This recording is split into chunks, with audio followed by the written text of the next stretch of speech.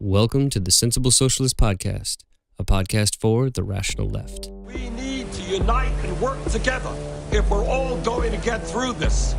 Sounds like socialism to me. The amount of people I see talking about socialism positively is actually staggering. Do you think, do you really think that a proletarian revolution is just around the corner in America? Grab your pitchforks and stab your mayor. War hero Obama. He's not my hero. How heroic he comes from. If Bernie Sanders were president, right, and he wanted to bring the same ideas as for socialism into this country, do you think that we would benefit? Yeah. But I just told you Venezuela's eating rats. But I just want people to have health care. I don't want, Same thing Hugo Chavez. oh my god. You people have, worms in your brain, honestly.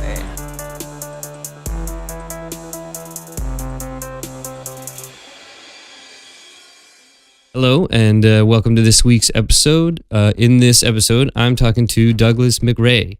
Douglas is a PhD student in the Department of History at Georgetown University with a focus on the history of modern Latin America, with an emphasis on Brazil and particularly urban and environmental stuff. His dissertation research focuses on the history of water and sanitation in the São Paulo metropolitan area. Douglas was a Peace Corps volunteer in Peru from 2008 to 2011. He was doing community health education and was a volunteer coordinator for a community health program. So, Douglas, it's a pleasure to have you on the podcast. Thank you. Thank you for inviting me. So, I want to go do a quick curveball. I always wanted to go in the Peace Corps. Wasn't able to for whatever reason. Were you interested in Latin America before going into the Peace Corps, or was it your experience in the Peace Corps just randomly getting assigned to Latin America that sparked your interest, or how'd you get into the Peace Corps? Yeah, so I had a long-term interest in Latin America. I'd started really studying. I'd started taking Spanish, of course, in high school, and then I started studying more Latin American politics, history once I was an undergrad. Kind of shifting away from being interested in becoming a Spanish teacher to kind of becoming a kind of area studies expert, I guess. And that led me to want to learn about, travel in, work in Latin America, and that also motivated me to apply to the Peace Corps, which allowed me to which would have allowed me to find a way to live there and live what I assumed would be and ended up being a very localized scale, and be able to get to know a corner of the world that otherwise I would not have been able to. It was of course everyone says it's a great experience, but it allowed me to learn a lot about Peru, about where I ended up being assigned, and about the region in general. So it was a great introduction that really, I guess, solidified my long-term interest. I'd also spent time in Mexico, and I had traveled in other places, but that was a major experience for me.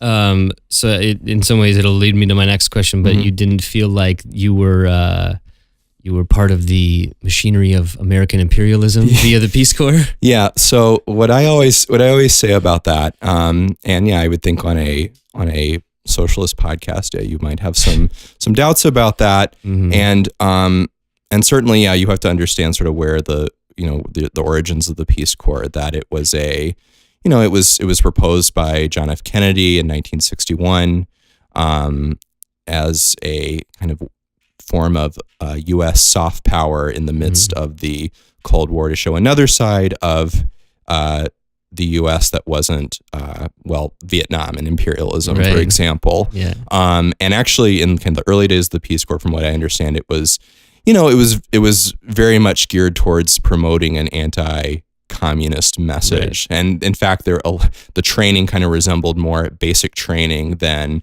it kind of does today, where it's more kind of skills and language training. And people can kind of disagree, but I think the Peace Corps is not the most nefarious tool of U.S. foreign policy by far. In fact, for better or for worse, how I'd kind of classify, if you've ever read like The Hitchhiker's Guide to the Galaxy, the entry for in the Hitchhiker's Guide for Earth, mostly harmless. I think that's really like kind of what it is, and it's mostly harmless. A lot of young volunteers from the U.S. go have a really eye-opening experience. It completely changes their perspective. Some people go and come back with the exact same perspective. Some communities, typically these are small rural communities, but not always, where volunteers end up being assigned. Sometimes volunteers have a large impact there. Sometimes very positive.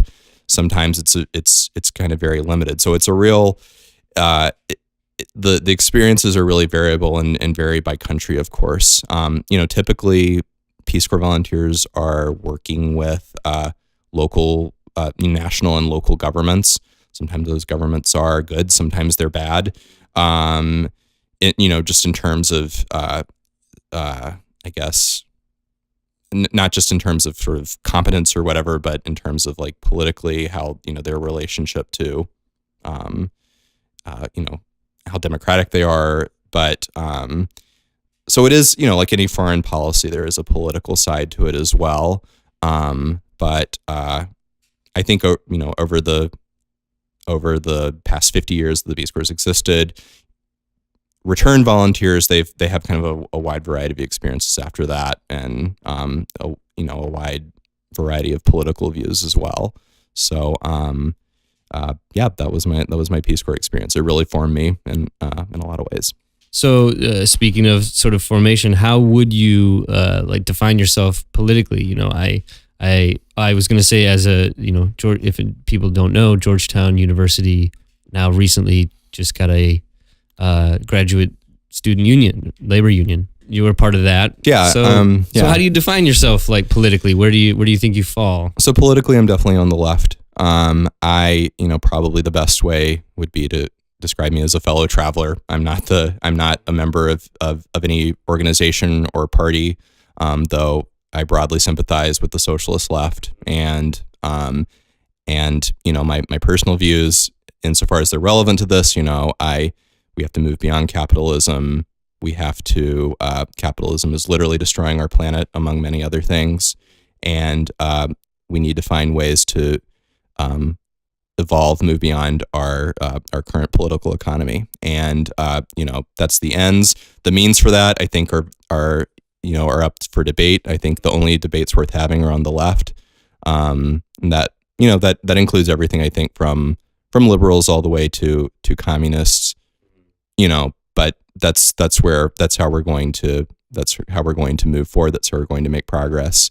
And just to kind of go back to the Peace Corps question, I mean, as you know, when you're, or maybe you don't know, but when you're a volunteer, you're usually there for 2 years, and the official line, of course, is that when you're in a volunteer position, you're not political. You don't take any political stances, because that could potentially jeopardize yourself and kind of the Peace Corps program in the host country.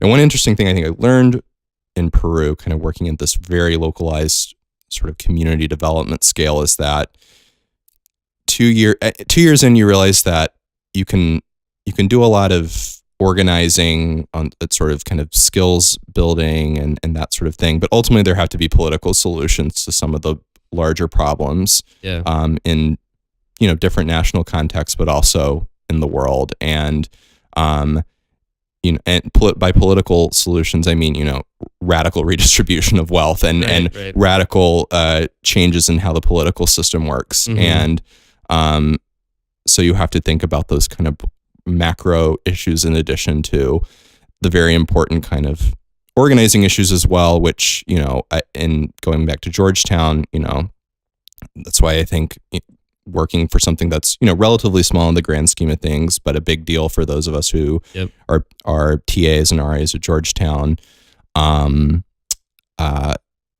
organizing and having a grad worker union. So all that I can see all of those influences kind of having worked on my political formation, which, over the years, I've gradually moved more and more towards the left. And as I said, I think that's where the solutions will be. Doing your like history work, do you approach history with something like, would you say it's like a Marxist lens, or how do you I mean, are you looking at the questions of production and who's owning what and who's controlling what, or how do you look at history, I guess? Yeah, absolutely. I think that's an important part of considering how historical forces shape the present. Of course, class analysis, and particularly, I think it's important to pay attention to the material aspects of human history, in particular our relationship with the rest of nature, which if I'm not mistaken, that's like kind of part of Marx's definition of history. Right. But as you mentioned, I'm interested in kind of environmental history as well, particularly the way we construct our and are shaped by kind of urban environments.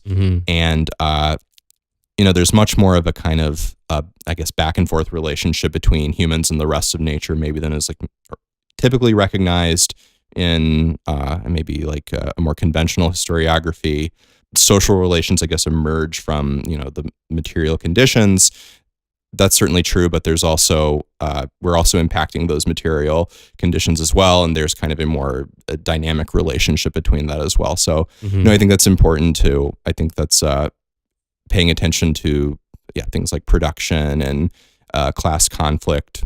Yeah, it's very important, and important particularly for the area of the world that I purport to study, Latin America, right, and the Americas in general. I think I'm drawn to this a lot because I like to think comparatively and like to think about the kind of relationship between kind of these different national poles in the hemisphere. So on that, I think okay. I mean, like, so I want obviously have you on because your focus is on Brazil, and we were talking a little bit about before we started. But the idea that I wanted to have is that look, Bolsonaro was recently elected the president of Brazil.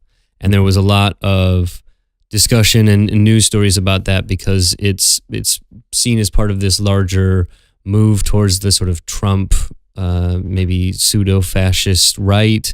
You have that in Hungary and other places. And so it was kind of fit into that larger narrative of something that people should be, freaked out about or, have been taken interest in. And, but I mean, frankly, me and I think a lot of people really might know something about the situation and might have a sort of brief overview, but don't really understand some of the social forces that have led to the election of Bolsonaro. Sure. And so the idea that I had was to kind of do a sketch of Brazilian history in a way that touches on the points that are relevant to make what the election of Bolsonaro at least make some sense, and to put it in a context where we can not just think it's this, narrative of some erosion of basic ideas of democracy, but that it's, that may be a part of a larger context of the breakdown of neoliberal capitalism or something like that. Sure.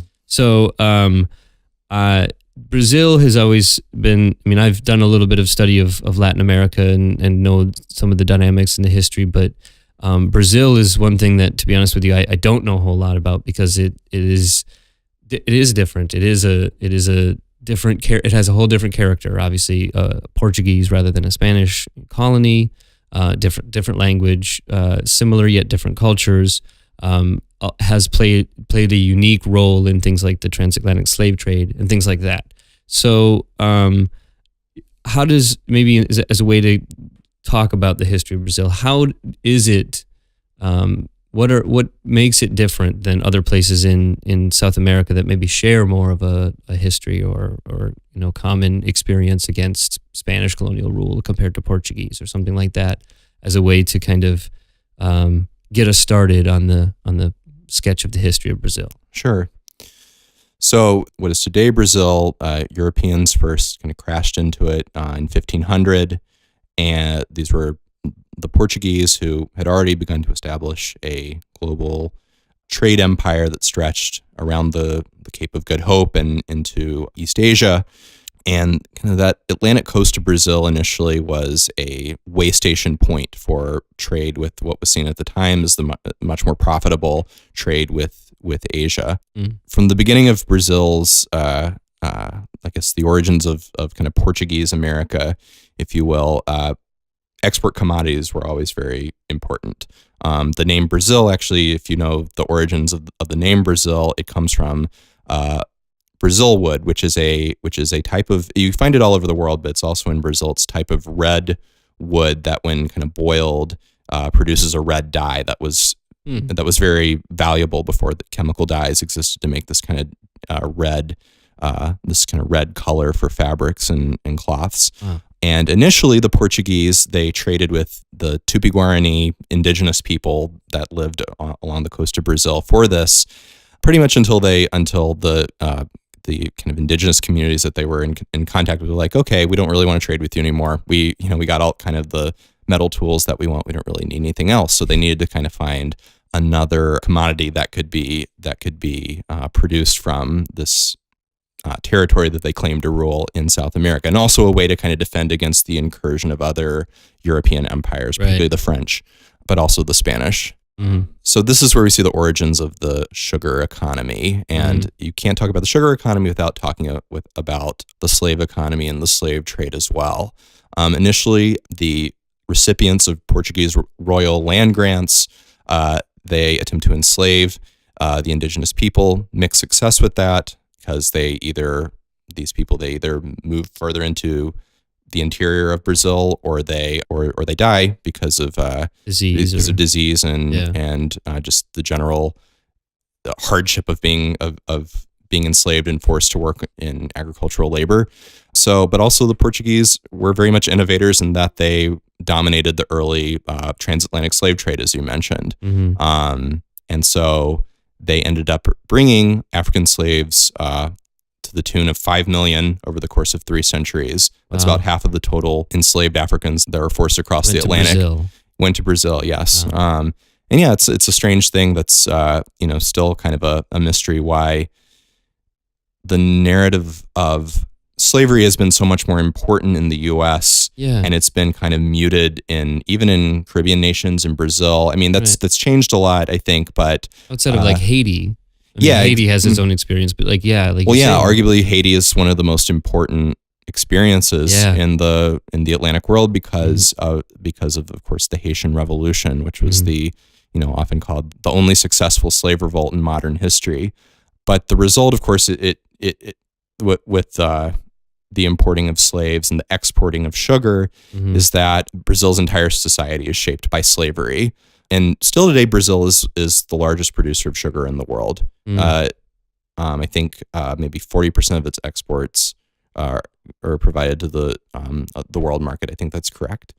And at the time, it was all focused in what's on the north coast of Brazil, kind of at the geographic area that's the confluence of the closest area between kind of West Africa, Lisbon, and Pernambuco, and in the north of Brazil. But kind of throughout but commodities are also cyclical, and they can also and eventually a lot of sugar production shifts to the British Caribbean, to the French Caribbean, Saint Domingue, Cuba, Barbados, and in the 18th century Brazil, gold and diamonds are discovered in the interior of Brazil. That also that's also for about a century is an important boom that also provides a lot of of course, coin on the global market, because that's really what gold is really important for, not as something pretty, but as something that can be used as a medium of exchange.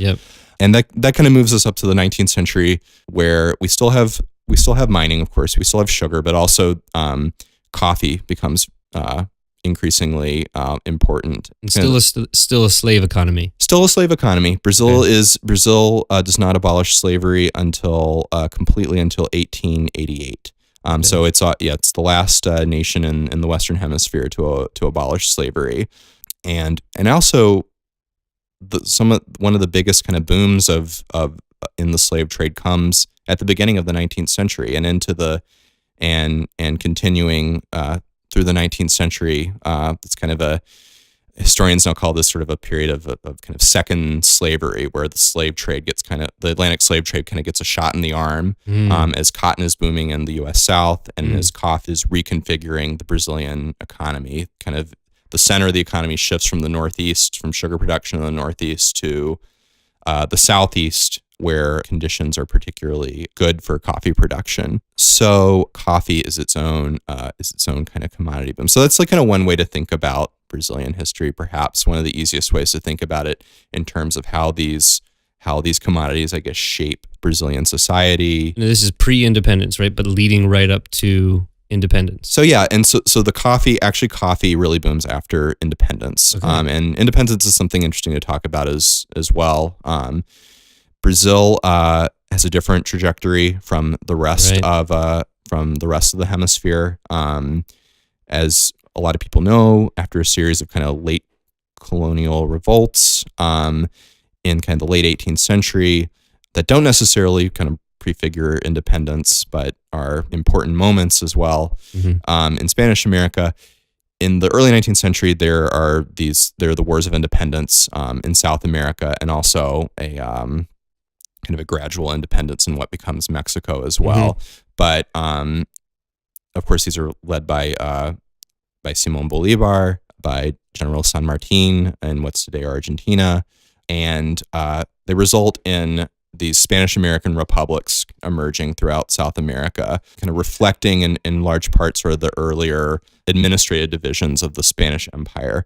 What happens in Brazil in 1808? Napoleon's forces invade the Iberian Peninsula. They capture Ferdinand VII, who's the king of Spain, and they also make towards Lisbon to also capture the Portuguese monarchy. Portugal being an ally of Britain, who's an enemy of Napoleonic France, and the Portuguese royal family and the court up and leave. They go across. They sail across the Atlantic first to Salvador, very briefly. In Bahia, and then to Rio de Janeiro, where they set up the Portuguese royal court in exile, but eventually that becomes the center of the Portuguese Empire. That's in 1808, and in a lot of ways, for all intents and purposes, Brazil is kind of independent from Portugal then, I think. Portugal really just ceases to be the metropole after that of the Portuguese Empire. But true independence isn't declared until 1822. So, the political circumstances change in Europe.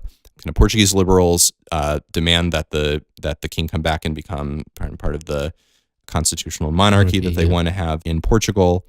But the son of João VI, John VI of Portugal, he stays, and he becomes the first emperor of Brazil in 1822. So from 1822 until 1889, this is what we call the Brazilian Empire, because Brazil is it's a constitutional monarchy with the emperor at the top, and he's sort of the moderating force between various kind of regional elites. We can't really think of Brazil as being having a unified identity really in this time. That kind of sense of national identity doesn't really emerge until the 20th century. It's the experience of nationalism. I think in a lot of places it's a relatively new invention, but is it essentially kind of like a modern feudal arrangement? You have these like large centers of power based on, do you have like the hacienda kind of system that you have in the Spanish systems? Or you're talking about mining and then coffee, and obviously still sugar production, I'm sure. Sure, yeah. So you have, is it large agricultural like landowners that have these, there are these influential forces that are moderated by the emperor? Yeah, and in many ways it does very much resemble a feudal system. The Seis Maria land grant system that the Portuguese used since the 16th century was much more of a transfer of feudal institutions even than the encomienda and hacienda systems in Spanish America. And really only there's a attempt to reform this, I guess, in 1850 with a new land law. In any case, landowners and rural interests end up having lots of power in Brazil, which is kind of important for understanding the current context as well. But anyway, about Brazilian independence, one thing that is often asserted is that it wasn't nearly as violent as Spanish American independence. And the wars of independence in Spanish America were brutal. They were violent. They were crazy. Yeah. And they're no joke, but I think a lot of times these kind of transitions where we see Pedro I becoming the emperor of Brazil in 1822, and then later his son, who is emperor of Brazil, Pedro II, is emperor for much longer until 1889. He is deposed in a bloodless coup in 1889, and that begins the Republican era in Brazil, but not with a large kind of civil war. So it's often said, oh, this is kind of the way Brazilians are. We like to do things, kind of in this without the same level of violence, and what gives the light of that, I guess, is the fact that, first of all, there are many regional revolts. There are many colonial states that said, well, we want to go our own way. We want to have an independent republic in Pernambuco. We want to have a independent republic in Rio Grande do Sul in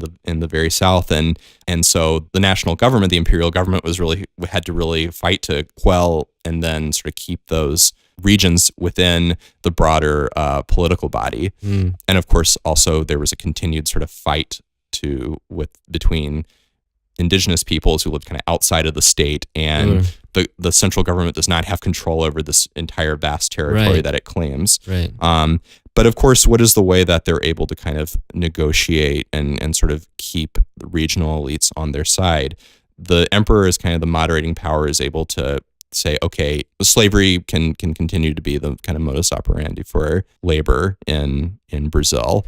So there's this violence, kind of regional revolts, but also the real violence of slavery throughout the 19th century. The fact that it's not this spectacular independence war, but there is a violence that sustains the empire in the 19th century. Right, and but it's in conjunction with the movement away from the empire and towards a republican, a modern republican system at the end of the 19th century. That also ends slavery. Well, that's an interesting thing because there's a gradual abolition that takes place throughout the 19th century. The slave trade, of course, the British abolished the slave trade in 1808 and tried to enforce that in some way on the high seas. In Brazil, the slave trade does not really end until 1850. And even then, there's kind of some slave smuggling that's going on after that. But to make a long story short, in 1888, slavery which has been gradually phasing out over the ensuing decades, is outright abolished in 1888. But then the next year, what's the point of having that sort of moderating power in the emperor if they no longer have to kind of exactly. And also, Pedro II was very old then. He was he was also an interesting figure too, in that he was very much a liberal of the 19th century cut, but of course he was a monarch as well. He was very interested in ideas of kind of political liberalism, but also there was the fact that the entire society and economy of Brazil was sustained by slavery. I mean, it's a kind of contradiction, of course, you see in any country where slavery has a huge impact on that nation's history. But slavery is abolished in 1888. The Republic is founded in 1889, and that almost brings us up to the modern era. Right, I was going to say, so you have essentially a 30 to 40 year period between up until, say, 1930. So what is the structure of the system that exists up until the 30s? Is it just a sort of state-based representative body with a president? I mean, it's similar to something that we see in other places in... Yes, but the difference, I guess, would be that it's very much it's a federalist system, but kind of political participation is among the population is very low, and it's mostly controlled by regional elites. A lot of times, this is called by historians of Brazil, it's called the coffee and milk republic, because on the one hand, you have sort of elite in the southeast of Brazil whose economic interests are coffee, who form kind of a bloc, and they have also other regional allies. And then you have in Minas Gerais, which is in the interior of Brazil. It's the area where all that gold and diamond mining was in the 18th century. Still a lot of mining, but there's also a lot of cattle raising, and so that's the milk. So you have sort of okay. you have this more or less a kind of trade-off between these regional elites and who controls the executive. So there's not a lot of competition. And increasingly as Brazil, as its population and economy grows, it starts to industrialize. This system of kind of delegating to kind of local political bosses, it becomes unsustainable in a lot of ways. But of course, coffee is booming on the global market at this time. It's becoming something that you're finding in more households, in coffee shops and things like that in Europe and the United States. But of course, one of the watersheds in the early 20th century is the global Great Depression and the collapse of prices that result from that. Brazil has such a large share of the coffee market in this time that it can basically set the prices with its policies, and an entire kind of valorization scheme is adapted in order to keep the price of coffee favorable, and also as a way to so the Brazilians can keep coffee and keep it off the market so they don't glut it. And so it has a big kind of impact on what coffee prices are in other places that are starting to produce it, like Colombia and Central America. Gotcha. But the economic crisis, this one of these big crashes in the history of capitalism, it ends up not just upending the economy, but also changing the political circumstances for Brazil and, of course, many other countries. So that does lead us. I mean, in the 20th century, you have two periods of dictatorship in Brazil, which is essentially where we're at, right? So you have a collapse of the essentially economic and political system of Brazil, due in part, I think, in large part to the economic collapse, like you're saying, right? Yeah. And so economic crisis, not total collapse, but it's enough of an opening to right. Yeah. And so what were the sort of circumstances that led to the what's now called, I think, the Vargas period or dictatorship? Yeah. So the Vargas year, it's named after Getúlio Vargas, who was president of Brazil for a grand total of about 18 years. Initially, he ran for president in 1930 with the idea of contesting this political arrangement that I talked about before.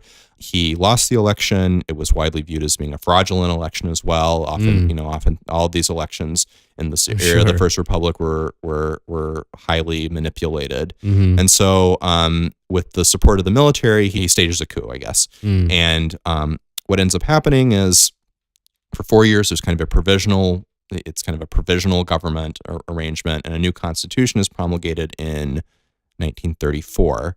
But for a variety of reasons, particularly because he is sort of going against Brazil's traditional political elite, he stages another kind of self-coup in 1937 and establishes, really, this is when he becomes a dictator, from 1937 to 1945, establishing the Estado Novo, the new state. And the new state, it's very interesting, a very interesting period in terms of the formation of Brazilian national identity, in terms of the incorporation of the working classes into Brazil's politics, and has an incredible sway over how we understand Brazilian history afterwards, particularly this second period of dictatorship.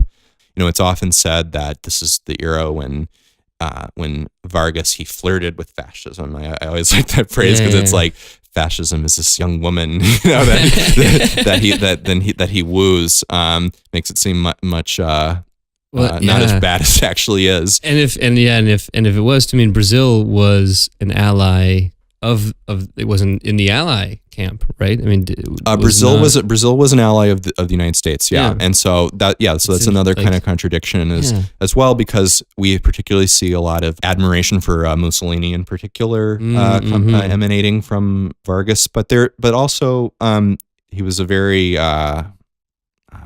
calculating politician in a lot of ways. A very, this towering public figure, but also very enigmatic in a lot of ways in terms of people trying to scrutinize his motives. But in any case, he was an expert at this kind of co-optation. Early in his government, he's able to really co-opt and neutralize the real kind of early Brazilian fascists that are called the integralistas, the integralist. Their symbol, not a swastika, but a sigma sign. And they, of course, he's criticized for kind of taking in these fascist sympathizers and co-opting them, but he basically neutralizes them after that. He's more interested in kind of, really, if we think about it, kind of a political project that will assuage the contradictions between in a capitalist system, I suppose, if you want to think about it that way.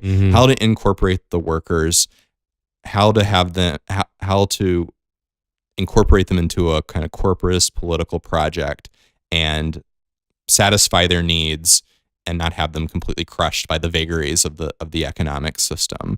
But yet it's still a dictatorship, so we're still talking being enforced by political violence, repression of dissidents, censorship, repression of dissidents, including the Communist Party, which is also ironic because later Vargas makes he also tries to co-opt in a lot of ways the Communist Party as well, in terms of trying to incorporate them into his political base. So there's a fraught sort of relationship there. But what Vargas is really remembered for in a lot of ways is his kind of what he did for the workers of Brazil, or what he purportedly did for the workers of Brazil. From the Estado Novo, one of the most important things that emerges from it is the labor code, which is called the CLT in Brazil. And famously, it seems to be modeled on the Carta della Lavora from in Italy that Mussolini established. Interesting. But it's seen as something that is able to, really kind of expanding, I guess, workers' rights, but also doing it in a very much sort of allows the state to really control it as much as possible. So it's a very from a kind of a worker's perspective, it's kind of an ambivalent legacy in a lot of ways. How is Vargas seen in generally in Brazil? Is it just sort of like with great ambivalence. I mean, I guess first of all, it's seen by kind of, I guess you would say, sort of from the lens of liberal democracy, he's seen poorly, of course, because he wasn't very democratic in any, but also for a long time he kind of had this veneer of being the father of the poor. There's a lot of way that it was put, and this is kind of propagated through his control of the media and propaganda and such. But there are these things that you can point to who said, well, this is kind of the origin of the incorporation of the masses and the working class into national politics. And so in 1945, he's deposed again by the military, sort of after World War II. The U.S. in particular is also kind of putting pressure on hemispheric allies as well to kind of move away from these kind of more corporatist, fascist aspects and kind of join the post-war international political economy that we're trying to, And, but Vargas has already quite shrewdly developed a political base and is elected president in 1951. So he's Democrat. He returns to power in 1951 with a kind of labor union working class base. Interesting. But again, he's in conflict with sort of the same traditional rural interest. And in 1954, after a series of kind of political crises, he actually commits suicide. And while president? While president, yeah. Wow. And I should have written down some of what was written in his famous suicide letter, because there's some stirring passages in that are well known in Brazilian history. But this kind of makes his makes his mythology kind of increase even more. It was like self-martyrs. Yeah, and it's an incredibly dramatic turn, in 1954 in kind of mid-century. But really, Brazil has kind of grappled with that legacy ever since. And in fact, kind of the origins of the military dictatorship in 1964, a lot of that is about trying to kind of get the genie back in the bottle in terms of what has been sort of let out in terms of mass participation in politics. And that's why I said earlier, you can't really understand the military dictatorship from 64 to 85 without first understanding the legacy of Vargas, which hopefully I've explained in some way. Yeah. Now, I don't know if it digs too deep a hole, but is this where that new professionalism idea comes from? So what is that? And what is the role that does it play a large role, or is it just this weird artifact? Well, so new professionalism, it's a term that was first introduced, I think, by a political scientist named Alfred Stepan, who was at Columbia University for many years. And what he was trying to do he was trying to think about the role of the military in politics, and particularly at the time, Brazil, that was under military dictatorship. And the new professionalism, it's not something that's specific to Brazil or even Latin America. It's trying to define the role of the military when external threats to security are greatly diminished. So the old professionalism, what is that? That's a military that is very much concerned with external security, concerned with kind of the specialized arts of war, operating big guns and ships and that sort of thing. And other aspects as well. But when you don't have the need for that as much, when you're kind of, things are going okay with your neighbors, when a kind of a new class of a new officer class kind of emerges that has its own kind of background and class interests and such, you start to have this kind of new professionalism emerge. And this is a military that's more technocratic and administrative and managerial in orientation. Still has an enormous capacity for violence. Yep. Is still, it's still very patriotic in terms of what interest it's perceived as defending, but also it's a military that is ultimately under civilian control as well. That it's seen as so it's this kind of shift to kind of try to understand the military in this newer kind of mid-20th century context. And the reason it's important for Brazil is in a case where you have sort of a breakdown of a regime, and this is like how political scientists really think of it, who can come in and fill the void? And the answer often was, in concert with other kind of class forces, the kind of the national bourgeoisie, in particular, these groups can come together and sort of form the kind of the bureaucratic authoritarian state that will then govern and rule. And and the military was seen as kind of being well positioned for that because they already had this sort of technocratic administrative orientation. And also importantly, instead of focusing on external enemies, internal security becomes more important. And trying to find the enemy within and try to root out those elements that are that will threaten the nation. And yes, that's the darkest side really of the military dictatorships of the mid-late 20th century. That's kind of the Brazilian military then is often described as kind of having this new professional orientation. Same in Argentina, same in Chile, though there are big differences between these different military regimes as well. Brazil has the unfortunate accolade of having had one of the longest ones from 21 years, from 1964 to 1985. The kind of the persistence of the military, you can kind of understand it through this kind of new professional orientation that makes them sort of the ones that take over. So I want to talk a bit about the sort of structure and the experience of the 21 years of the military regime, because as we quickly approach this sort of really modern era, the president-elect of Brazil has publicly and quite openly praised the military regime and things like that. And so, sort of, if you can paint a picture of, what the regime was sort of like, how it comes in, how it establishes itself, and then what life, what the experience in that 21 years was really like. Yeah.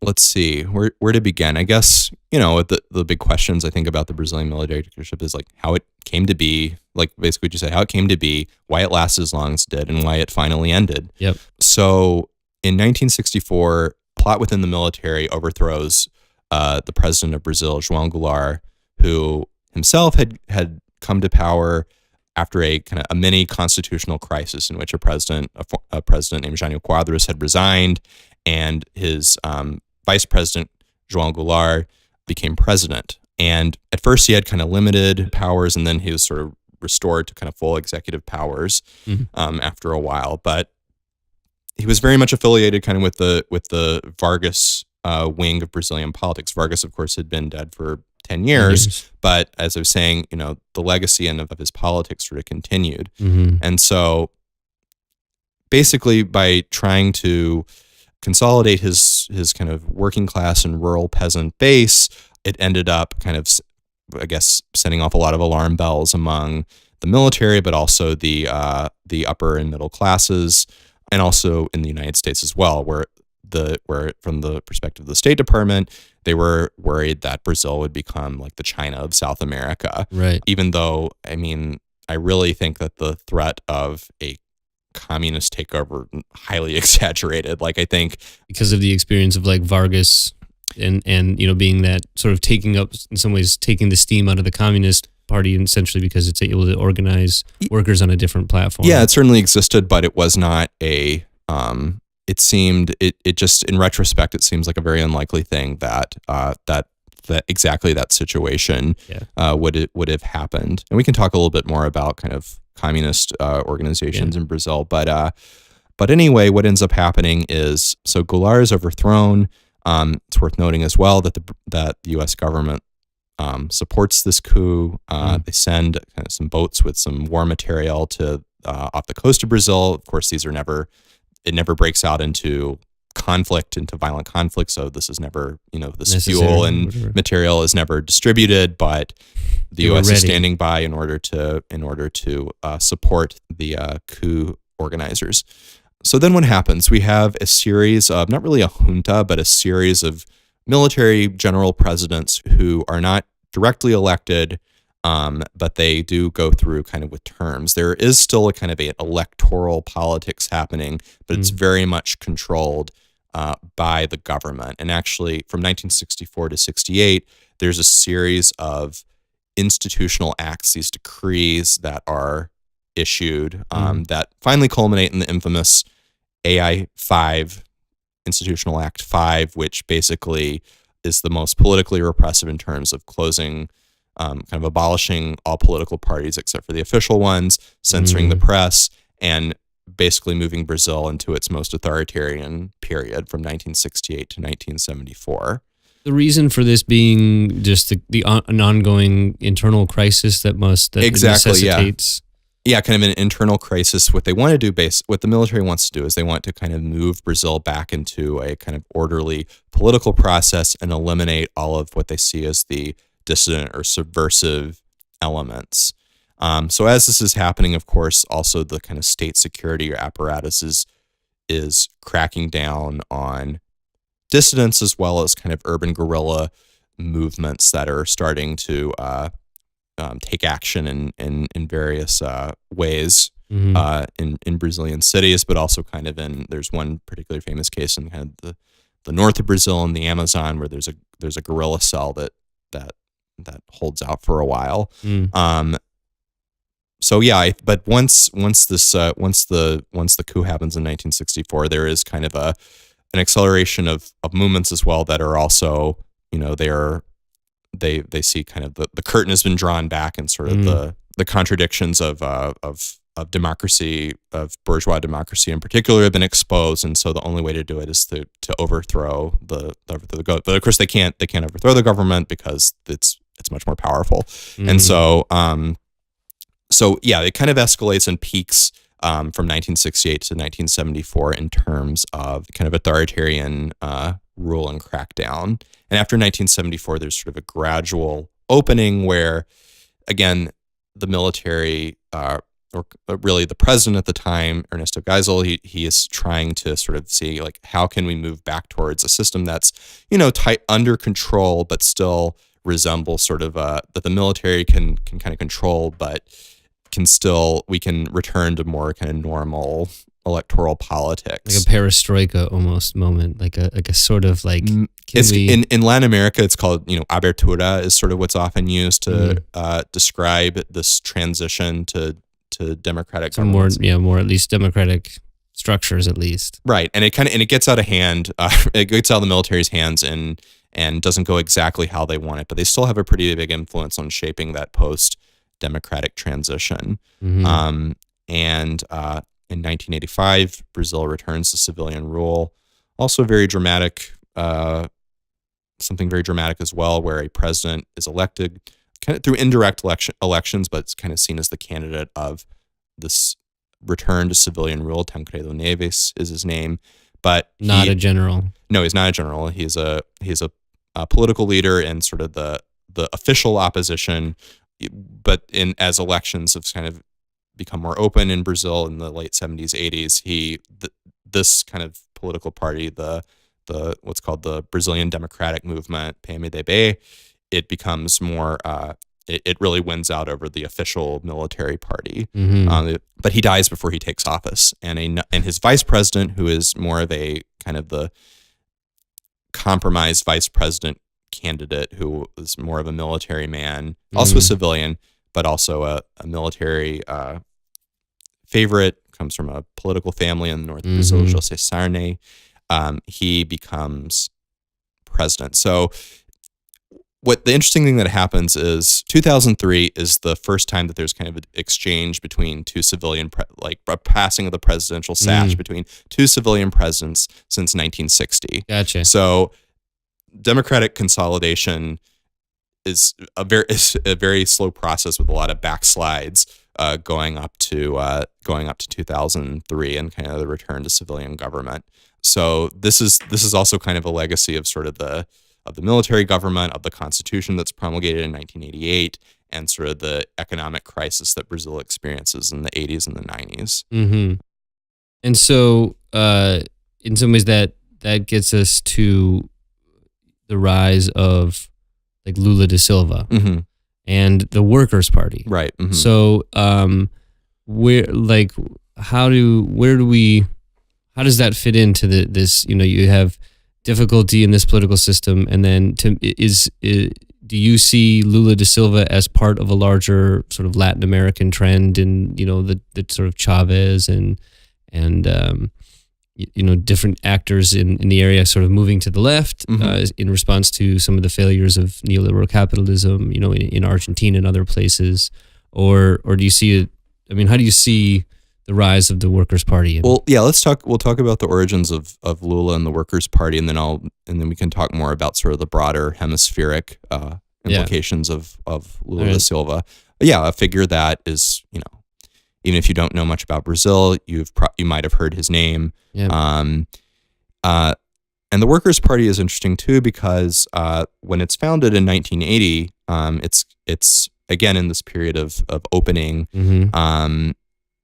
And after a period of a good 10-year period where the labor movement is completely suppressed, and if insofar as it exists, it's dominated by kind of professional trade union leaders appointed by the government, and no negotiations are allowed with any directly with employers. It's all very much tightly controlled by the state, and actually.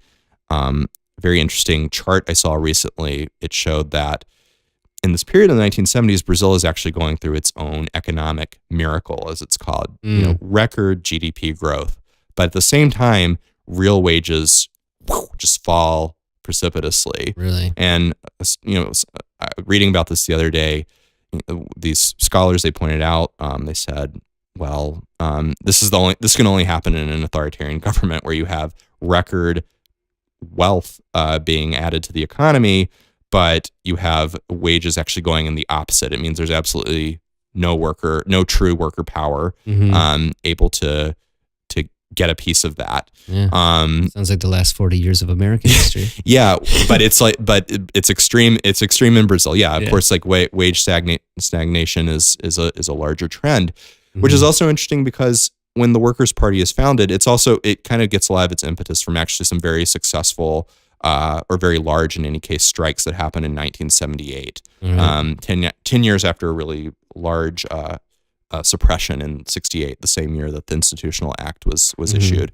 And this organization is happening in the kind of industrial ring outside of São Paulo, among metal workers, auto workers, this kind of heavy industry sector, and that's concentrated in the southeast of Brazil. And in 1980, these trade union leaders come together with various intellectuals and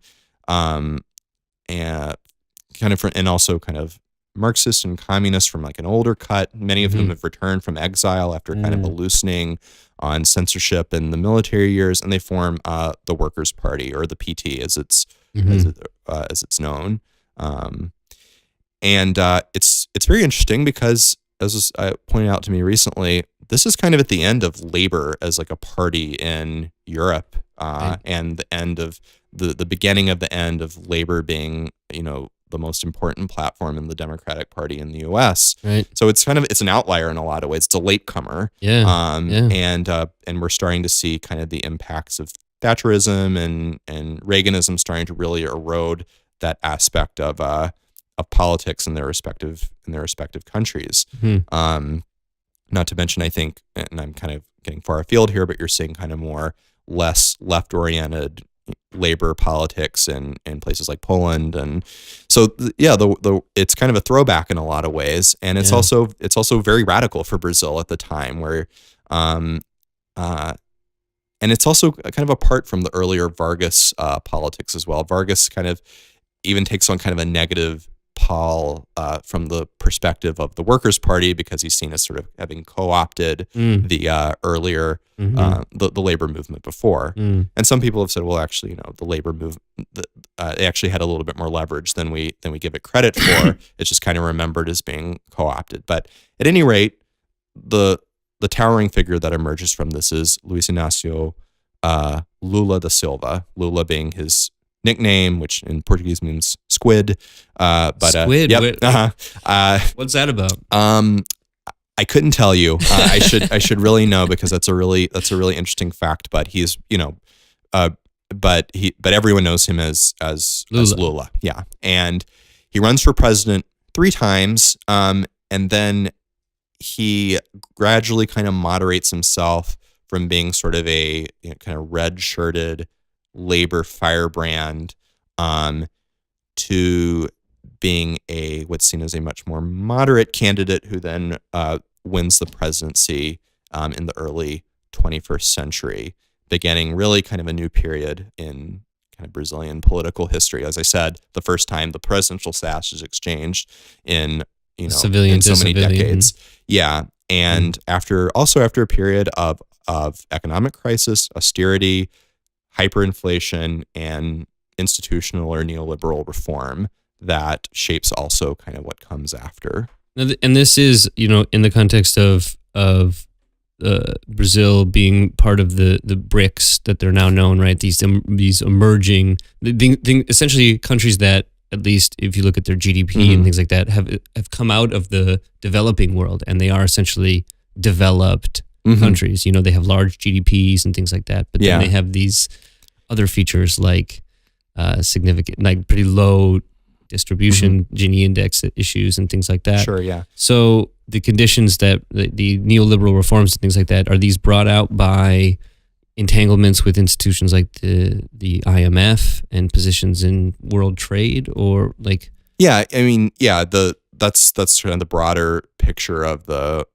emergence of this kind of neoliberal consensus at the end of the 20th century. But it's also an attempt to find some way to resolve these true economic crises that are happening, where you have sort of hyperinflation happening in Brazil, that is, it's eroding the ability of people to buy anything, and just like a Venezuela style situation, like exactly, Weimar, kind of thing. Right. You got lots of examples of it.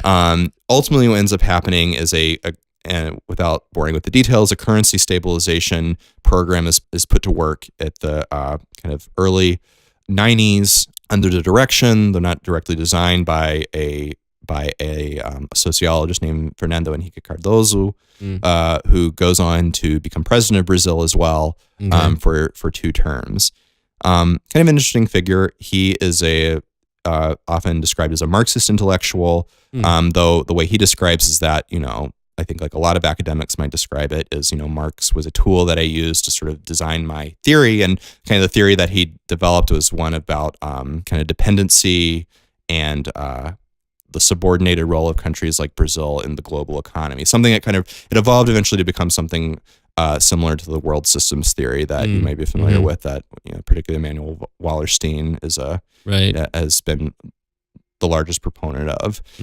So trying to understand the global economy in terms of the periphery, the core, and and semi-core, semi-periphery, and all those kind of sub-designations. But when he was president, this was after actually working in concert a lot with the Workers' Party and Lula to kind of work towards the moving towards civilian government. He becomes president and then sees kind of these structural reforms as the way to kind of reform the Brazilian economy and sort of and end these inequalities that kind of happen. But it's really kind of a mixed bag. And you see, I think some of the kind of the neoliberal reforms are not as extreme as you maybe see in other places, or not as kind of not like exactly a shock therapy as it is in other, like Poland or something. Poland, Russia, Bolivia, Peru also has a kind of a shock therapy that happens to it. But there is kind of a move towards more kind of orthodox currency policies, orthodox inflation targeting, a move towards privatizing national industries. Basically, that larger working towards that neoliberal ideal, which is sort of using the logic of the market to operate all of the institutions of Brazil. Lula seems to come in and like on the heels of this, right? Yeah. So it comes on the heels of this, of other kind of like crises that are, occasional kind of currency crises that continue to kind of dot Brazil in the 90s. This is neoliberal capitalism. It's full of crises. Yeah, exactly. And it's like, how do you manage those crises, and how do you manage them and also maintain a veneer of democracy as well? I mean, it's a very contradictory relationship. One important thing about Lula too that sort of colors the way that Brazilians see him is he is, from a very humble background. He's from the north of Brazil, the Northeast as it's called today. He grew up illiterate. He was part of this migratory wave. It spanned decades of people from the Northeast coming to the industrialized Southeast of Brazil, and that's how he, of course, got involved working in the factories of Brazil, being involved as a labor organizer and eventually a union leader. Everything about him kind of suggests to Brazilians at least, kind of suggests these humble origins, the way that he talks, the way that he expresses himself, and the way that he relates to a lot of his supporters. But as I said, as he's in his successive kind of presidential runs, he moderates his tone, and eventually in the early 21st century, he issues a famous, I think is probably a very significant document in recent Brazilian history, this letter to the Brazilian people. And in this letter, it's addressed to the Brazilian people, but you can also see it kind of being addressed to also the business class and the owners and such, saying that, basically saying, I'm not going to veer much from the macroeconomic orthodoxy that's been established. So this is when we see kind of the transition of Lula from his firebrand image to being kind of a guy who manages the modern state. Exactly, yeah. And actually, he does that kind of successfully, and I think there, big debates in Brazil about the legacy of the PT, how much the PT is to blame for the current situation, how much forces outside of its control are to blame, Yeah. what could have been done differently, what could have been done to kind of avoid this. And what Lula and then later his successor Dilma Rousseff, what they adapt is a different variants of kind of a political and economic pragmatism that it works very well in a lot of ways for improving the lives of ordinary Brazilians. What they don't do necessarily like, Cuban style land reform, obviously. No. But what do they do that, Lula da Silva is still one of the more popular politicians in Brazil. Sure, yes. Even despite, Despite what the fact we'll that get he's to. in jail. Yeah, exactly. And not allowed to run by the Supreme Court and things like that. Yeah. So what accounts, I guess, for Lula's popularity? Yeah. If we look kind of at the broader economic statistics, we see that millions of people were lifted out of poverty and in extreme poverty as well. And this was in a lot of ways through the kind of redistribution of wealth, particularly through something called a conditional cash transfer program known as Bolsa Familia in Brazil, kind of family scholarship. But anyway, what this is, if you're not familiar with it, is it's not quite a UBI. But it's a UBI style system. It's moving towards that. And many people actually say, well, it's more because it's means tested, because there's there's conditions system. on it. But because there are conditions on it, it's not the same thing as a UBI, which is like if you're a citizen, you get this amount. In this case, you had to of course have a certain income level. You had to also have the children in your family enrolled in school, have them have certain sort of medical checkups. And in exchange for that, you received a certain amount of money, which made a huge difference in terms of what families were able to purchase and provide. Yeah, exactly. Yeah. And this and also other kind of investments in infrastructure, in Brazilian industry, kind of the promoting of certain national champions, following kind of actually with a model that was really developed, or not developed, I'll say, but it was also used during the military dictatorship, kind of to this developmentalist approach to managing the economy, also led to an economic boom in Brazil that allowed it to enter this designation of BRICS, which I think a Goldman Sachs investment banker came up with the idea.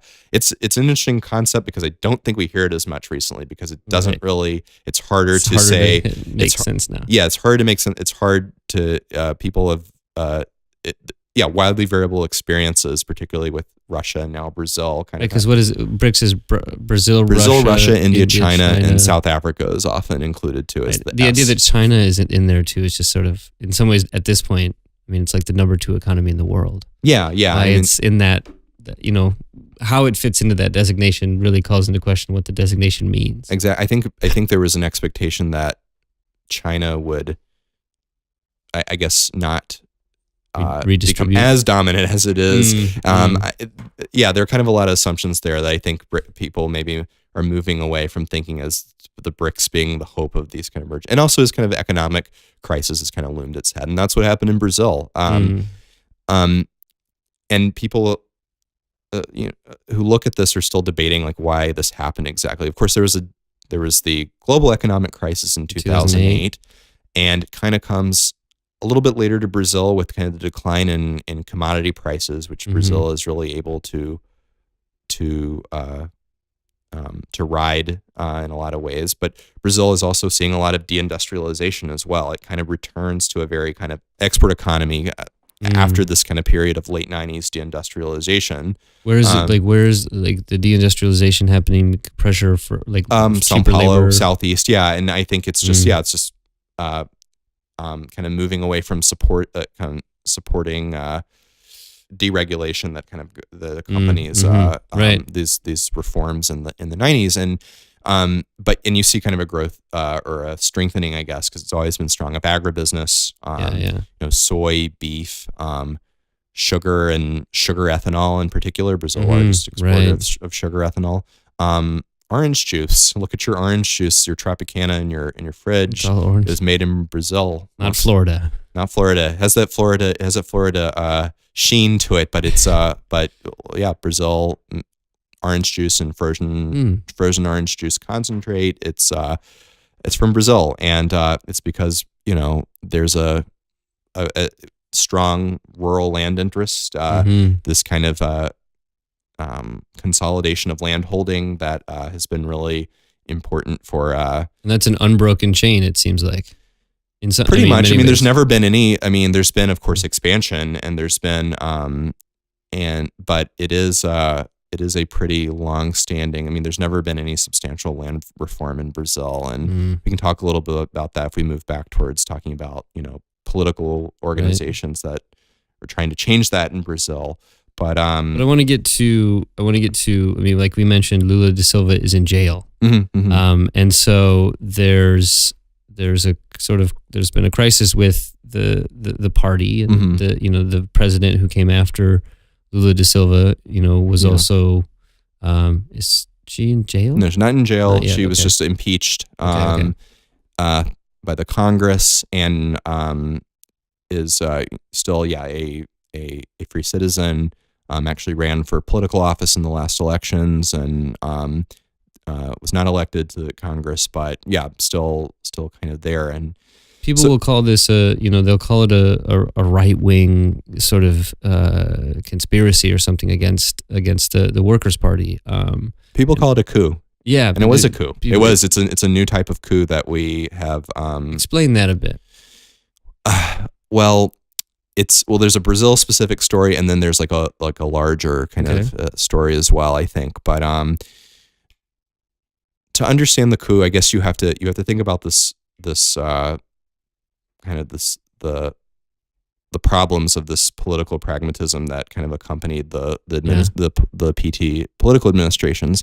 But we really see this start to manifest in a political way in 2013, which you may remember, it was the year before the World Cup, 3 years before the Olympics, these big kind of flagship international events that were going to happen in Brazil, that had really been orchestrated in a lot of ways by Lula. By now he's not in. He's hit his term limit, 2 consecutive terms, can run for president again, but sort of his handpicked successor within the Workers' Party is elected subsequently. His former Minister of Economy, who is also, as often pointed out, was a former guerrilla too in the 60s, was captured, tortured by the military dictatorship. And then eventually became an economist, became involved in politics as like on a technocratic level, and then her first elected position is as president of Brazil. Hell of a first time to run. Yeah. I mean, and I think it maybe says a lot sort of about the and the structure of the Workers' Party at this point. But so anyway, going into 2013, there is a series of protests throughout cities in Brazil. It starts as a protest against raising bus fares. Raising the bus fare just a little bit has a big impact on people who have to ride public transportation systems every day. And so there's a kind of a free fare movement that wants to that is lobbying, advocating for this to be abolished, basically. But it kind of snowballs into this broader demands and broader dissatisfaction with sort of the politics and economic downturn in Brazil. So it's this thing. They're some of the largest protests in Brazilian history, and they're all throughout the country. And the question is, well, what's going to happen as a result of this? How is the Workers' Party going to react to this? Which by this point also kind of has sort of it's been kind of tarnished by some earlier corruption scandals that really belie the image that had developed as being the non-corrupt party in the 90s when the party was not in power. Right. But kind of what Lula and his fellow members of the PT found when they came to power is, again, trying to negotiate with these regional interests. It was incredibly difficult without resorting to the ways that had long been used to get things done and compromise in the Congress. But of course these kind of I guess, allies of kind of fair weather allies, unfortunately, they will always turn on you given the instance. And what ended up happening is in 2016, it was basically Dilma, after kind of deteriorating kind of economic returns, was impeached for some this type of accounting magic that exists in Brazil, where you kind of it's called peddling. Essentially, it's a budgeting trick that has frequently been used to kind of keep accounts up in Brazil, but it's also technically kind of illegal. It's something that is incredibly confusing, and ultimately it was a pretext because it allowed, and it wasn't exactly like a corruption charge even, but it allowed the president who was unpopular to be removed by the Congress through impeachment, which is a very blunt way to use something like impeachment. Right. So what ends up happening? The vice president, her former ally, Michel Temer, ends up becoming president. Deeply unpopular president, but he imposes the best he can, sort of an austerity regime in Brazil. Meanwhile, what's going on? Since 2014, a broad federal corruption investigation has been going on. Okay. It's called the Car Wash or Lava Jato investigation, based on a gas station in the capital of Brasilia that had been involved with money laundering and whose ownership was in another state of Brazil. And within that state, a judge whose name is Sergio Moro takes up the mantle of being this kind of anti-corruption judge. And really, we have to stop and think about like how anti-corruption is used politically. I mean, corruption, it's a truism that corruption is bad, but anti-corruption is not always neutral or particularly, or even maybe particularly good as well. The rise of Xi Jinping, I think, shows that in many ways, using corruption as a way to eliminate your political enemies. Sure, yeah, and I think there have been people who've written more eloquently about this, describing kind of the politics of anti-corruption in Brazil.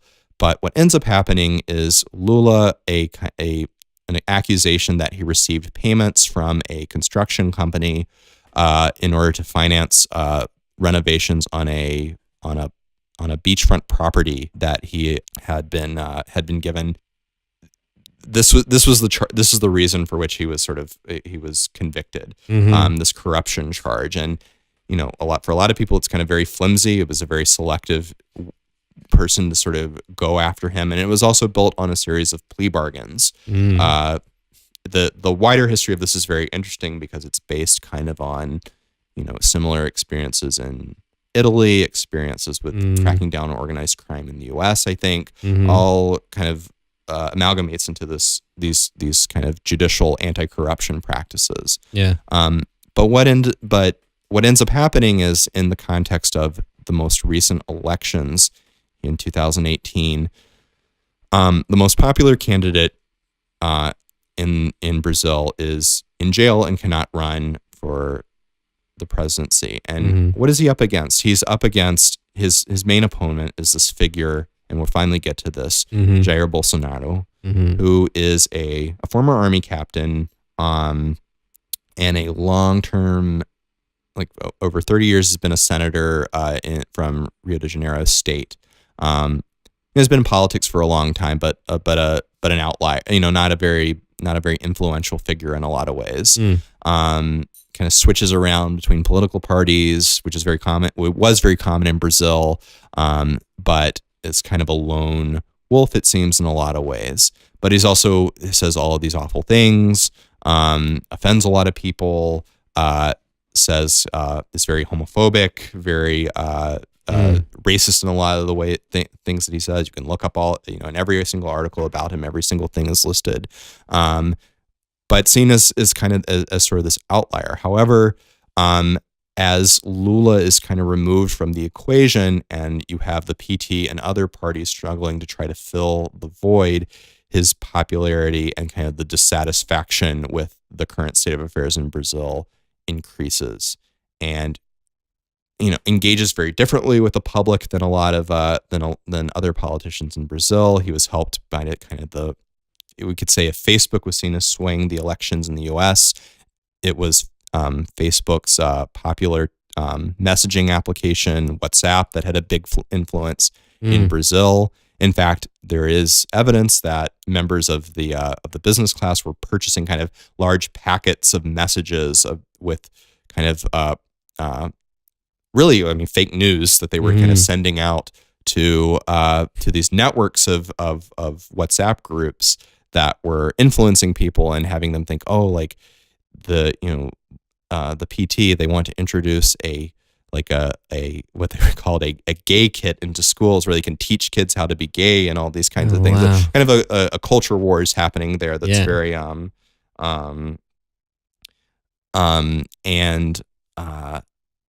but anyway, what ends up happening is Bolsonaro, as it becomes clear that his candidacy is viable in a lot of ways. Right. He starts to surround himself with sort of economic and political advisors who can give him sort of a little bit more of a platform, kind of like Trump kind of did almost that exactly too. like Trump did. Yeah. And I will say here, I think we can't I guess say that this is like a carbon copy of Trump or anything like that. We can't say that for any of these of these leaders that we're seeing emerge and processes that we're seeing in other countries. But of course there are similarities that we can kind of point out. Can't say that Trump caused Bolsonaro or anything like that. But of course, as we know, this is part of a larger political crisis that comes from these cyclical economic crises. But one of his top economic advisors is a person named Paulo Guedes, who is actually an old-fashioned Chicago boy.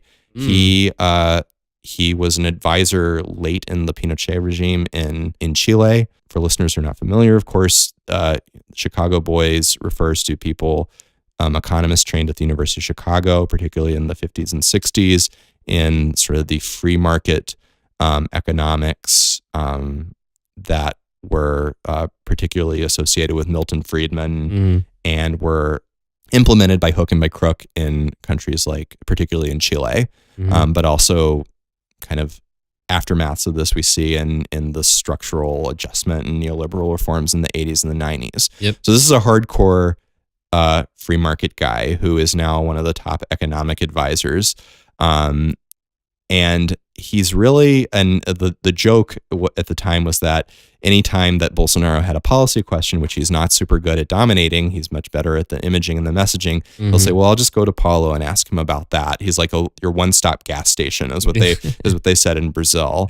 And, now as Bolsonaro almost won in the first round of elections, he didn't get a full majority in October, but he handily won in the second round. And since then, it's been sort of like a rollout of who are going to be the ministers, who are going to be the policy people who are going to shape this government. Which is always a signal, right? Like what's it going to look like? Yeah, and it's actually really incredible, even more so in Brazil, how much the business class and how much kind of upper middle class consolidated behind Bolsonaro. There's no never Bolsonaro movement in Brazil as far as I'm concerned. I'm very suspicious of never Trump in the US, that they really have any true differences with Trump besides the question of civility. But I haven't seen anything like that in Brazil. And I think it's really telling how kind of out in the open things are in terms of who are the real supporters of Bolsonaro and really in general, the political affiliations of particularly the working class actually lie. And yeah, no doubt, like in Brazil, you have workers who voted for Bolsonaro who are fed up with the situation, throw all the bums out and all that kind of thing. It does seem like Bolsonaro and Trump share that it really is the failure of the whatever was opposed to them, the standard opposition. I mean, in this case, he's quite the outlier. He's not necessarily capturing something like the Republican Party because Brazil doesn't have that dynamic where you only have two parties. But it's the failure of the Workers' Party that I think is at least partially to blame for the rise of Bolsonaro. And certainly there'd be some observers who would say that they, one analysis I read recently, that it was not pursuing the political reforms that would have perhaps made it so that the PT did not have to negotiate as much with these economic blocks that tend to frustrate attempts to truly kind of redistribute wealth. And I've been thinking about that a little recently in terms of what actually happened in Venezuela. Of course, there are a lot of sort of chronicles of failure foretold in Venezuela from the very beginning, when Hugo Chavez was elected in 98. But one of the first things that happened in Venezuela is Chavez pursued political reform, not economic redistribution. That came later. And I wonder sometimes if things had gone differently in Venezuela, and of course, it maybe would have been something that would not have been really great in Venezuela, in terms of, for example, what if the coup in 2002 in Venezuela had resulted in Chavez's permanent removal from office? What would have happened in Brazil as a result? Would Brazil have been more open to pursue political reforms? Is that ever even on the table? I'm not really. I'm being very speculative here, but of course, after Chavez becomes this on the global stage, becomes this sort of, it's cast as a pariah, going against the post 1989 kind of consensus in terms of the embracing of capitalism on a global scale. Would there have been more openings, I guess, in Brazil to pursue political reforms that were really never undertaken, or is it just the way the political structure is set up in Brazil? If that would have just been kind of impossible. What the PT did instead was it pursued these kind of public policies that, under their economic circumstances, were able to provide for a lot of distribution and for a little while satisfy the wealthiest of Brazilians, but not forever.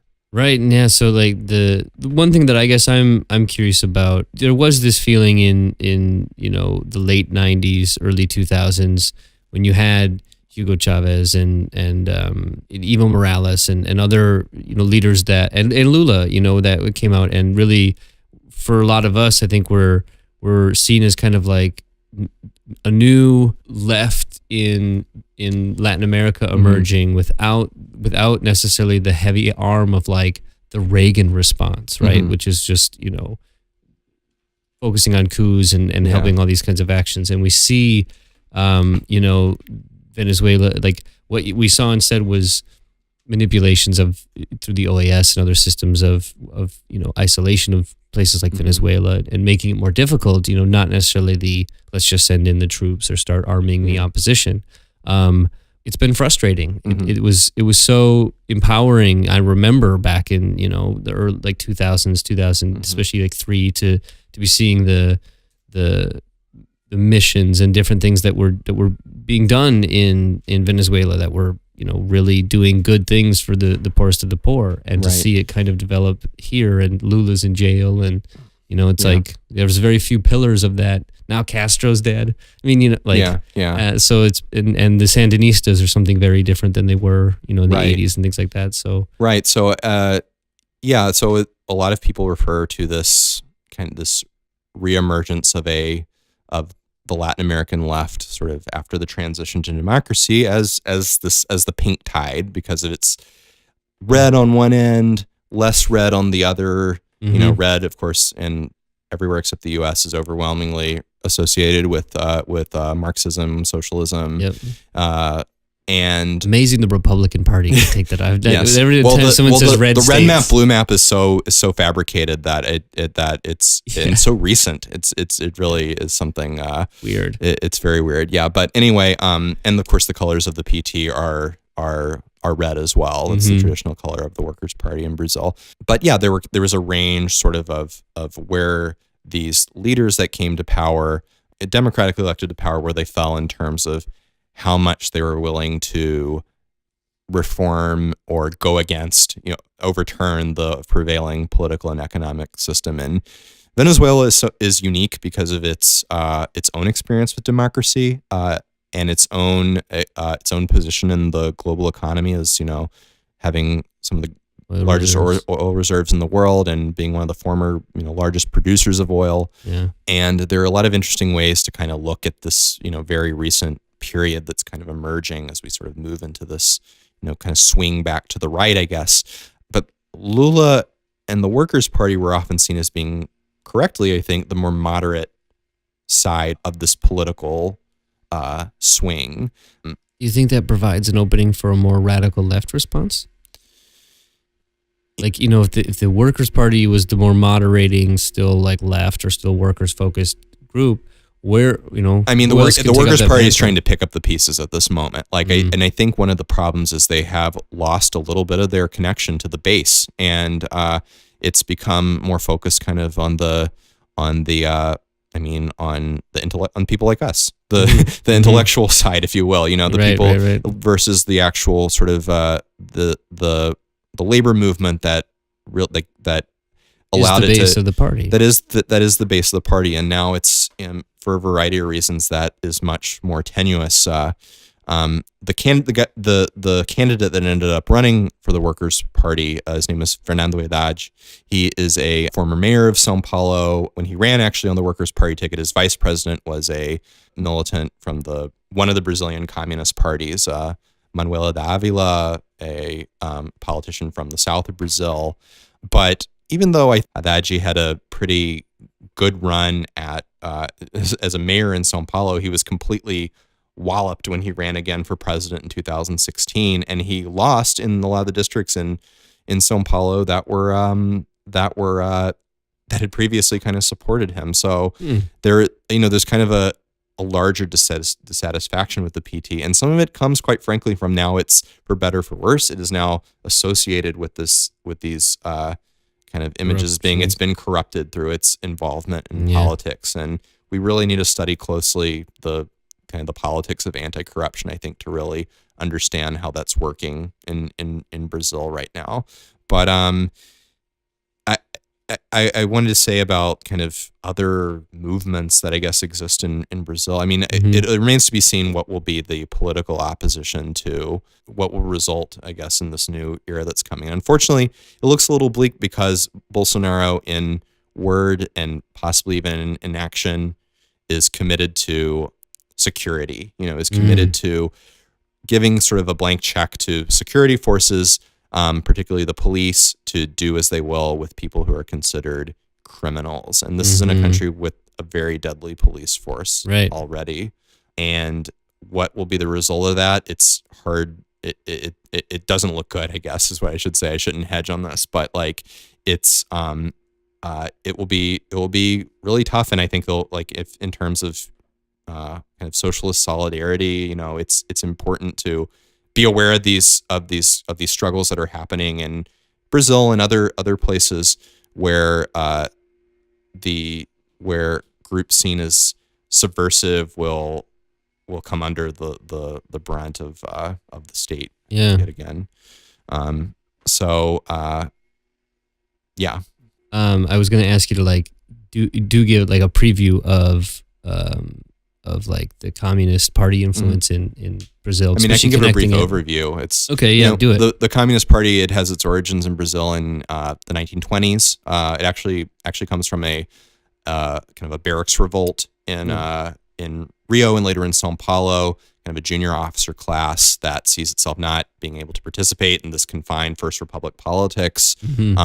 And actually one of the leaders of this, what's called the Lieutenants' Revolt in the 1920s, he becomes the Secretary General of the Communist Party in Brazil for until 1980, actually, for a really long forever. Yeah. So it also speaks a little bit about maybe to like the relevance maybe of this in like broader politics, because unfortunately the Communist Party, the Communist Party is illegal for much of the 20th century as well. Right. And democratic politics only exists for brief such small time. Bits, in 20th century Brazil.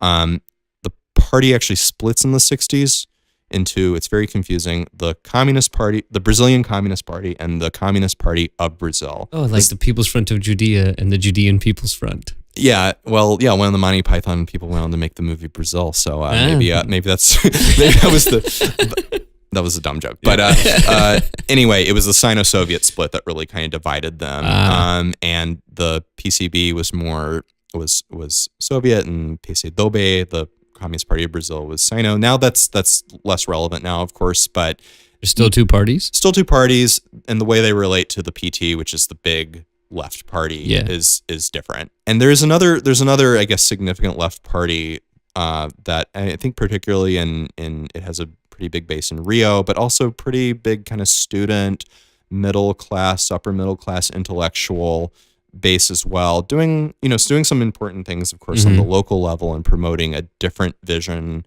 a different left vision at that level. Does it do a lot of electoral stuff? Does it have electoral success? There's election to. I'm pretty certain they have seats in Congress, seats on city councils. Right. Okay. And it's called the PSOL, the Socialism and Liberty Party, not to be confused with the PSL, which is the party that Bolsonaro is nominally associated with. But the nice co-opting on his part. Yeah, I mean, there are lots of parties with lots of strange names in Brazil. There's like actually the Women's Party, for example, that has no female members. Smaller political parties that are just kind of factions rather than having any ideological content. Anyway, the PSOL, they had a presidential candidate. They of course didn't get a lot of votes. But who knows? Maybe in the future this will be another direction that the left can take in Brazil.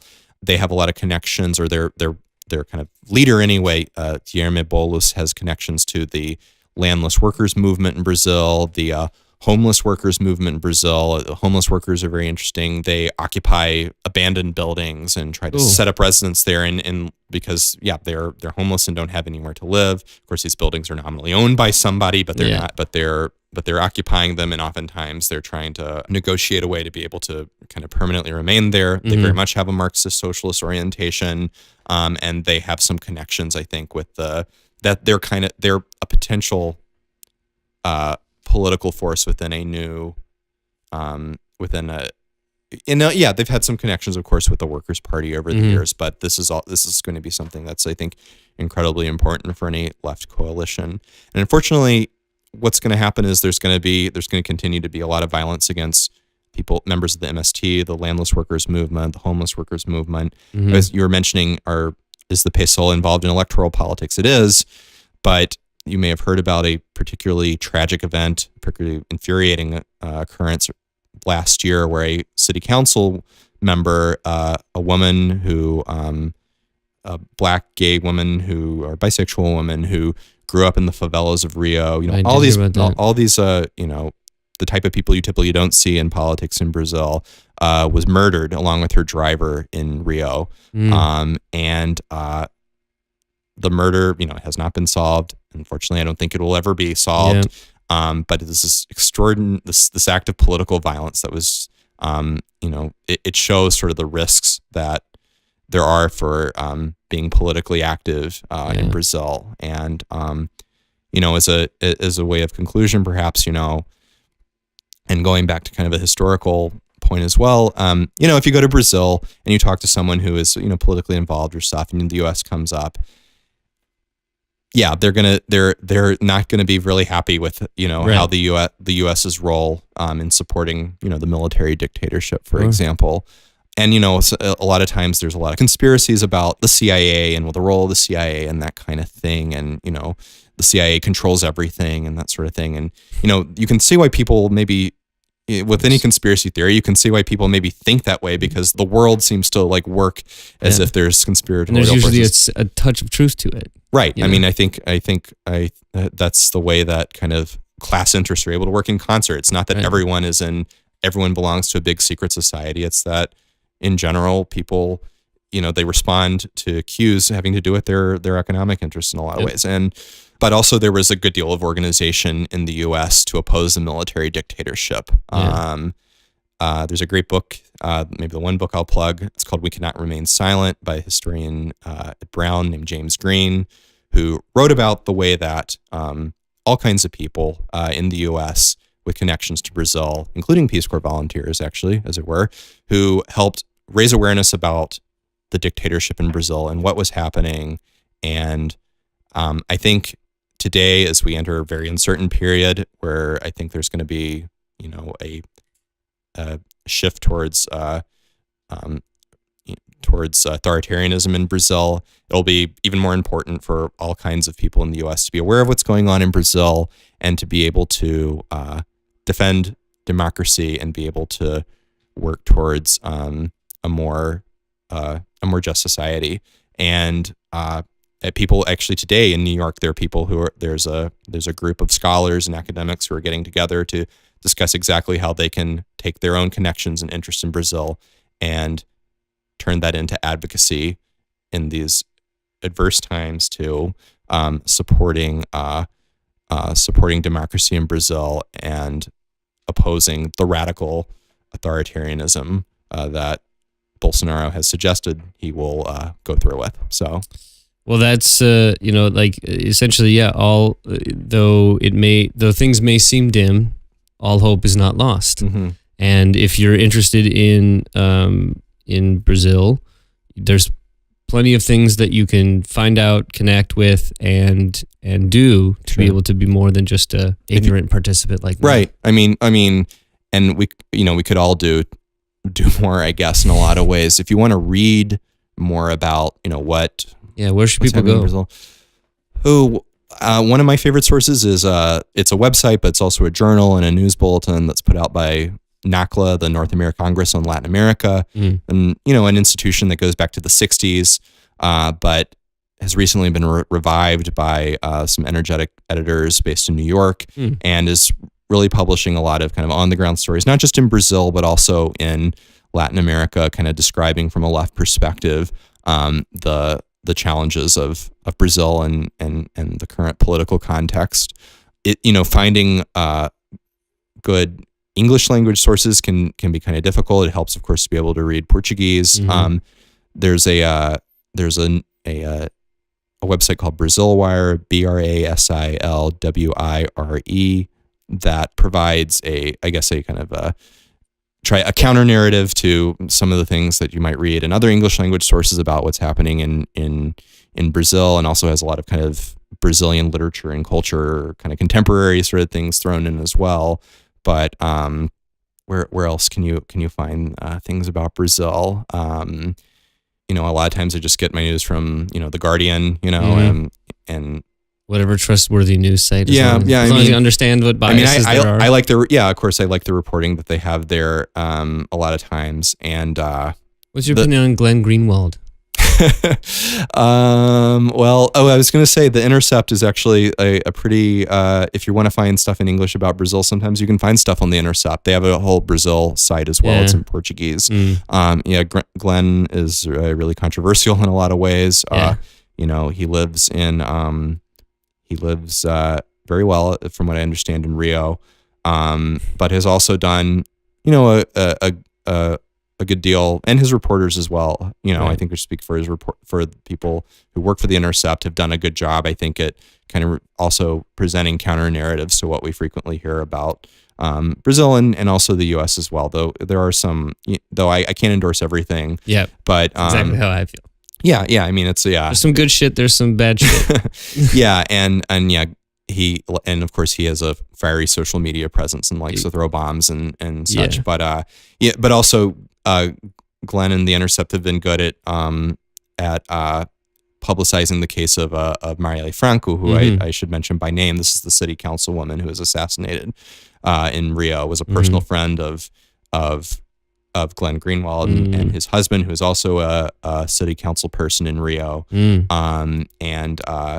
I think has brought a little more attention to that than maybe you would have in the conventional news cycle. Speaking of good social media presence, I usually don't like Twitter, but I actually enjoy a lot of the stuff that you post.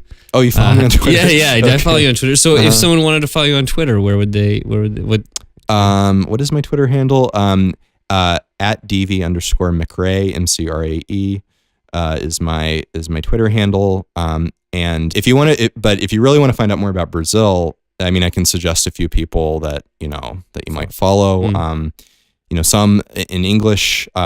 In my opinion, Jacobin's kind of coverage of Brazil has only kind of recently kind of had a little bit more editorial scrutiny and gotten a little better. But Benjamin Fogel, who is one of the editors of Jacobin, has some interesting things to say about Brazil, and particularly the politics of anti-corruption. Benjamin Bradlow, who is a sociologist, PhD candidate at Brown, also has an immense knowledge of Brazil and does a lot of good comparisons between Brazil and South Africa. Ben Fogel does a little bit of that. Wendy Muse, she has a podcast called Left People of Color, Left POC, and she tweets a lot about Brazil and tries to explain in epic Twitter threads everything that's going on in Brazil. It's been very helpful for helping me understand. One of the sort of kind of YouTube intellectuals that you hear a lot from in Brazil, Sabrina Fernandes, who is also an editor at Jacobin. Most of her material is in Portuguese, but she has also a highly developed theory of Brazilian politics from a Marxist perspective that might be interesting to your listeners. So I am not there are a lot more people who are really plugged into what's going on in Brazil, and I learn a lot from them, and I'm going to continue to learn a lot from them, and I'm glad if I've pointed maybe a few things in your direction, but we'll keep monitoring this and see what happens. Well, even in this conversation, you've helped me honestly learn more, understand more at least about the different trends and things like that, because they all claim ignorance, Yeah, I hope so. I hope I haven't messed any points up. But sounds good to me. All right. Well. All right. Cool. Well, thanks, man. I appreciate it for real. Yeah. No problem. Cool.